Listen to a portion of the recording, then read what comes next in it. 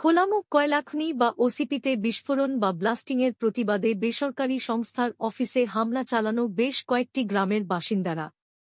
অভিযোগ, অফিসে ব্যাপক ভাঙচুরও করা হয়।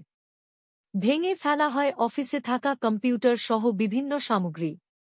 তছনছ করে দেওয়া হয় অফিসের কাগজপত্র। পরে সেই সব কিছু অফিসের বাইরে এনে আগুন ধরানো হয়। এছাড়াও ভাঙচুর করা হয়েছে অফিসের বাইরে থাকা 7টির মতো বড় গাড়িও। অফিসে থাকা 2 কর্মীও এই হামলায় আহত হয়েছেন বলে জানা গেছে। অফিসের বাকি কর্মীরা নিজেদের প্রাণ বাঁচাতে পালিয়ে যান। খবর পেয়ে বারাবণী থানার পুলিশ এলাকায় আসে। আসানসোলের বারাবণী থানার বারাবণী ব্লকের দোমোহানি গ্রাম পঞ্চায়েতের চরণপুর খোলা মুখখনিতে বুধবার দুপুরে এই ঘটনাটি ঘটেছে।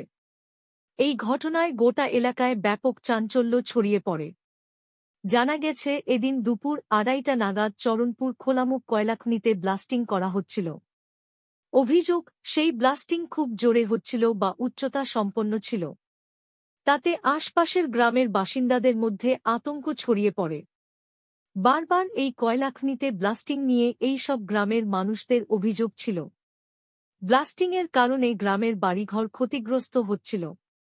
বারবার বলার পরেও ইসিএল কর্তৃপক্ষ ও কয়লা উত্তোলনের দায়িত্বে থাকা বেসরকারি সংস্থা কোন ব্যবস্থা নিচ্ছিল তা নিয়ে এইসব গ্রামের মানুষদের মধ্যে একটা চাপা অসন্তোষ ও ক্ষোভ ছিল।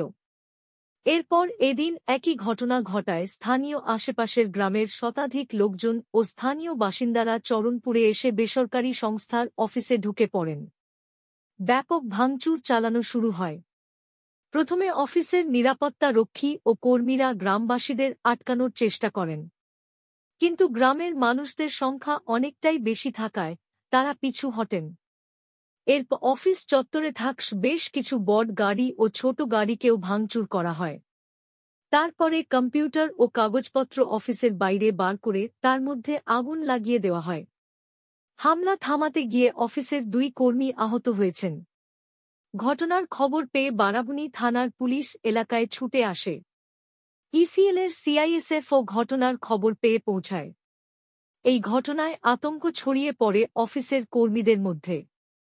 হামলা নিয়ে ইসিএল ও বেসরকারি সংস্থার তরফে এখনই কোন কিছু বলা হয়নি। তাদের তরফে বলা হয়েছে, ঠিক কী কারণে এই ঘটনা ঘটেছে ও অফিসের কী ক্ষয়ক্ষতি হয়েছে তা খতিয়ে দেখা হচ্ছে। এই প্রসঙ্গে পুলিশের তরফে বলা হয়েছে, ঘটনার খবর পেয়ে এলাকায় যাওয়া হয়। তখন সেখানে কেউ ছিল না। অফিসে ভাঙচুর করা হয়েছে বলে পুলিশকে মৌখিকভাবে জানানো হয়েছে। ইসিএল বা বেসরকারি সংস্থার তরফে সন্ধে 7:30টা পর্যন্ত কোন লিখিত অভিযোগ দায়ের করা হয়নি। অভিযোগ দায়ের করা হলে আইনানুগ ব্যবস্থা নেওয়া হবে।